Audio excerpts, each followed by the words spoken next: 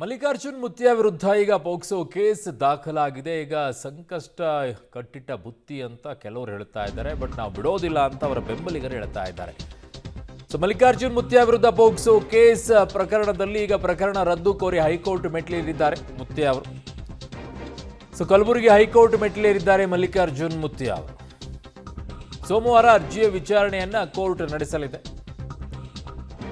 ಪೋಷಕರೇ ದೂರು ನೀಡಿಲ್ಲ, ಆದರೂ ಎಫ್ಐಆರ್ನ ದಾಖಲಿಸಿದ್ದಾರೆ. ಹೀಗಾಗಿ ಎಫ್ಐಆರ್ ರದ್ದು ಮಾಡಲು ಅರ್ಜಿಯನ್ನ ಸಲ್ಲಿಕೆ ಮಾಡಿದ್ದಾರೆ. ಸದ್ಯ ಎಲ್ಲರ ಚಿತ್ತ ಈಗ ಕಲಬುರಗಿ ಹೈಕೋರ್ಟ್ ಪೀಠದತ್ತ ಇದೆ. ಸೋಮವಾರ ಈ ವಿಚಾರ ನಡೆಯುತ್ತೆ. ಇನ್ನೊಂದು ಕಡೆಗೆ ಆ ಮಠದ ಭಕ್ತರೆಲ್ಲ ಈಗ ಇದೆಲ್ಲ ಸುಳ್ಳು ಆರೋಪ, ಇದು ಯಾರೆಲ್ಲ ಷಡ್ಯಂತ್ರ ಮಾಡಿದವರ ವಿರುದ್ಧ ಕ್ರಮ ಆಗಬೇಕು ಅಂತೆಲ್ಲ ಅವರು ಧ್ವನಿ ಎತ್ತಿದ್ದಾರೆ. ಸೊ ಇದು ಒಂದು ಕಡೆಗೆ ಕೋರ್ಟ್ನಲ್ಲಿ ಈಗಾಗಲೇ ಎಫ್ಐಆರ್ನ ರದ್ದು ಮಾಡಬೇಕು ಅಂತ ಪ್ರಕರಣ ರದ್ದು ಕೋರಿ ಹೈಕೋರ್ಟ್ ಮೆಟ್ಟಿಲೇರಿದ್ದಾರೆ. ಅದು ಸೋಮವಾರಕ್ಕೆ ವಿಚಾರಣೆಗೆ ಬರುತ್ತೆ ಕಲಬುರಗಿ ಹೈಕೋರ್ಟ್ನಲ್ಲಿ. ಇನ್ನೊಂದು ಕಡೆಗೆ ಸೊ ಅವರ ಬೆಂಬಲಿಗರೆಲ್ಲ ಈಗ ಮಠದ ಭಕ್ತರೆಲ್ಲ ಈಗ ಪರವಾಗಿ ನಿಂತ್ಕೊಂಡು ಹೋರಾಟ ಮಾಡೋಕೆ ಸಿದ್ಧತೆಯನ್ನು ಮಾಡಿಕೊಳ್ತಾ ಇದ್ದಾರೆ. ಮಠದ ಭಕ್ತರು ಈಗ ಬೆಂಬಲಕ್ಕೆ ನಿಂತ್ಕೊಂಡಿದ್ದಾರೆ. ಶಹಾಪುರದ ಮಠದಲ್ಲಿ ಮುಂದಿನ ಹೋರಾಟದ ಬಗ್ಗೆ ಭಕ್ತರು ಸಭೆಯನ್ನು ಮಾಡ್ತಾ ಇದ್ದಾರೆ.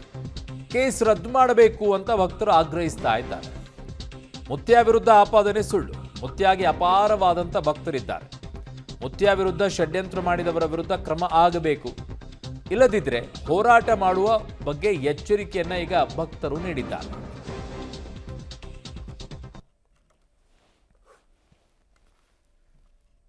ನನ್ನ ಸಹೋದ್ಯೋಗಿ ಈಗ ಪ್ರವೀಣ್ ರೆಡ್ಡಿ ನನ್ನ ಸಂಪರ್ಕಕ್ಕೆ ಸಿಗ್ತಾ ಇದ್ದಾರೆ, ಕಲಬುರಗಿ ಪ್ರತಿನಿಧಿ. ಪ್ರವೀಣ್, ಈಗ ಈ ಪ್ರಕರಣ ಯಾವ ಸ್ವರೂಪವನ್ನ ಪಡ್ಕೊಳ್ತಾ ಇದೆ ಅಂತ?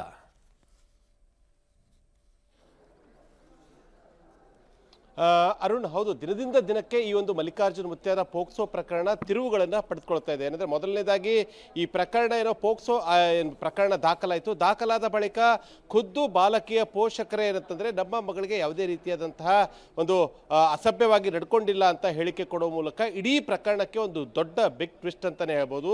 ಅದಾದ ಬಳಿಕ ಕೂಡ ಈಗ ಕಾನೂನು ಅಡಿಯಲ್ಲಿ ಎಫ್ಐಆರ್ ಆದ ಬಳಿಕ ಅದನ್ನ ಬೇಲ್ ಪಡೆಯಬೇಕು ಅಥವಾ ಎಫ್ಐಆರ್ ರದ್ದು ಕೊಡಬೇಕು, ಇವೆರಡರಲ್ಲಿ ಒಂದು ಕಾನೂನು ಪ್ರಕಾರ ಮಾಡಬೇಕಾದಂತಹ ಕೆಲಸ ಆಗಿತ್ತು. ಹೀಗಾಗಿ ಮೊದಲನೇದಾಗಿ ಏನಂದ್ರೆ ಮಲ್ಲಿಕಾರ್ಜುನ್ ಮುತ್ಯಾ ಇವತ್ತು ಕಲಬುರಗಿ ಹೈಕೋರ್ಟ್ ಪೀಠದಲ್ಲಿ ಏನಂದ್ರೆ ಈ ಒಂದು ಪೋಕ್ಸೋ ಪ್ರಕರಣವನ್ನ ರದ್ದು ಕೋರಿ ಇವತ್ತು ಅರ್ಜಿಯನ್ನು ಸಲ್ಲಿಸಿದ್ದು. ಇವತ್ತು ವಿಚಾರಣೆ ನಡೆಸಿದಂತಹ ನ್ಯಾಯಮೂರ್ತಿಗಳು ಸೋಮವಾರ ಪ್ರಕರಣದ ಒಂದು ವಿಚಾರಣೆಯನ್ನು ಮುಂದೂಡಿದ್ದಾರೆ. ಪ್ರಮುಖವಾಗಿ ಎಫ್ಐಆರ್ ರದ್ದು ಯಾಕೆ ಮಾಡಬೇಕು ಅನ್ನೋಂತಾದ್ರೆ ಈ ಪ್ರಕರಣ ಏನು ದೂರು ದಾಖಲಿಸಿದ್ದಾರೆ, ಆ ದೂರು ದಾಖಲಿಸುವುದರಲ್ಲಿ ಅವರ ಪೋಷಕರು ಕೂಡ ಅವರ ಹೇಳಿಕೆಗಳನ್ನು ಪಡ್ಕೊಂಡಿಲ್ಲ, ಬಾಲಕಿಯ ಹೇಳಿಕೆಯನ್ನು ಕೂಡ ಪಡ್ಕೊಂಡಿಲ್ಲ. ತರಾತುರಿಯಲ್ಲಿ ಉದ್ದೇಶಪೂರ್ವಕವಾಗಿ ಈ ಒಂದು ಮಲ್ಲಿಕಾರ್ಜುನ್ ಮುತ್ಯಾ ಅವರ ಮೇಲೆ ಎಫ್ಐಆರ್ ಮಾಡಲಾಗಿದೆ. ಹೀಗಾಗಿ ಪ್ರಕರಣ ರದ್ದು ಮಾಡಬೇಕು ಅಂತ ಹೈಕೋರ್ಟ್ನಲ್ಲಿ ಏನಂದ್ರೆ ಇವತ್ತು ಅರ್ಜಿ ಸಲ್ಲಿಸಿದ್ದಾರೆ. ಇನ್ನೊಂದು ಕಡೆ ಅವರ ಭಕ್ತರು ಕೂಡ ಹೋರಾಟದ ಹಾದಿಯನ್ನು ಹಿಡಿದಿದ್ದಾರೆ.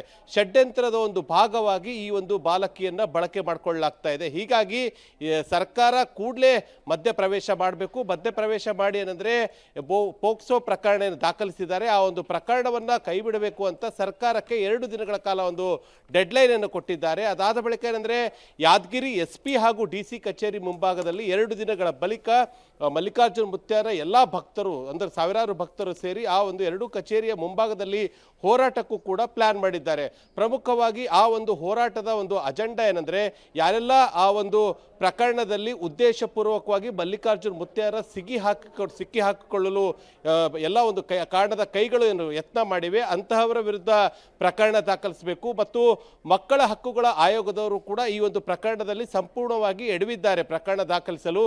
ಹೀಗಾಗಿ ಅವರ ವಿರುದ್ಧ ಕೂಡ ಕ್ರಮ ಆಗಬೇಕು. ಮತ್ತು ಬಾಲಕಿಯ ಮುಖ ಬ್ಲರ್ ಮಾಡದೆ ಸಾಮಾಜಿಕ ಜಾಲತಾಣದಲ್ಲಿ ಯಾರೆಲ್ಲ ಒಂದು ಆ ವಿಡಿಯೋಗಳನ್ನು ಶೇರ್ ಮಾಡಿದ್ದಾರೆ ಅಂತಹವರ ವಿರುದ್ಧ ಕೂಡ ಮೊದಲು ಪ್ರಕರಣ ದಾಖಲಾಗಬೇಕು ಅಂತ ಪ್ರಮುಖ ಬೇಡಿಕೆಗಳನ್ನು ಇಟ್ಕೊಂಡು ಏನಂದ್ರೆ 2 ದಿನಗಳ ಬಳಿಕ ಯಾದಗಿರಿ DC ಹಾಗೂ SP ಕಚೇರಿ ಮುಂಭಾಗದಲ್ಲಿ ಭಕ್ತರು ಹೋರಾಟಕ್ಕೆ ಸಜ್ಜಾಗಿದ್ದಾರೆ.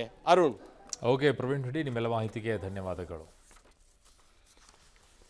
ಸೊ ಈಗ ಈ ಪ್ರಕರಣ ಹೇಗಾಗುತ್ತೆ ಏನು ಅಂತ ನೋಡಬೇಕಾಗಿದೆ. ಒಂದು ಕುಟುಂಬದವರು ಫಸ್ಟು ಕಂಪ್ಲೇಂಟನ್ನು ಕೊಡಬೇಕಾಗಿತ್ತು, ಅವ್ರು ಯಾರೂ ಕೂಡ ಕೊಟ್ಟಿಲ್ಲ.